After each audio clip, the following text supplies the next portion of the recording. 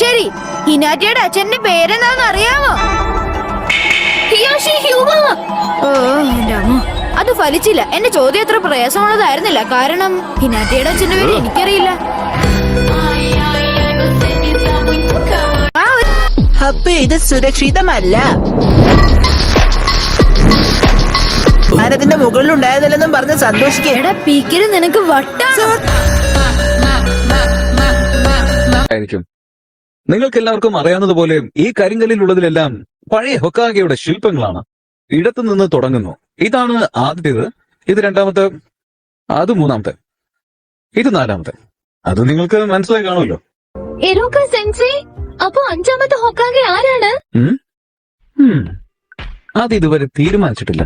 ഒരുപക്ഷെ അത് നിങ്ങളുടെ ഫേവറേറ്റ് ടീച്ചർ ആവാം. ചരിത്രത്തിന്റെ ക്ലാസ് രസകരമാക്കാൻ വേണ്ടി അവസരത്തിനൊത്ത് തമാശ പറയുകയായിരിക്കും, അല്ലേ രൂക്ക?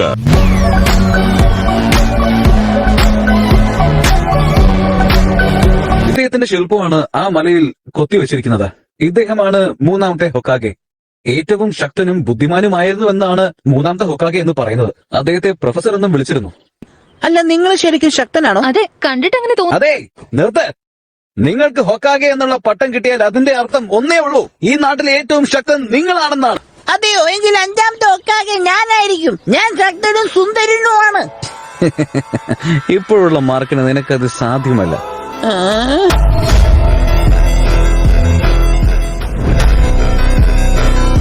നിനക്ക് മതിയായില്ലടാ കിറുക്ക. ലോഡ് ഒരോച്ചിമാർ എനിക്ക് തന്ന ഈ ശരീരത്തെ നീ ഇപ്പൊ അഭിനന്ദിക്കുന്നുണ്ടോ? ഞാൻ എന്റെ കൈകൾ കൊണ്ട് നിന്നെ പിച്ച് ചീന്തും. നീ എന്നോട് പറ, അവൻ എവിടെ കണ്ടെത്താനാവുന്നു? ഒറോച്ചിമാര് എവിടെയാണ് ഒളിച്ചിരിക്കുന്നത്? ഒരിക്കൽ കൂടെ ഞാനത് ചോദിക്കില്ല. നിന്നെ പോലൊരു പീറച്ചെറുക്കനോട് ഞാനത് എന്തിനു വിവരിക്കണം?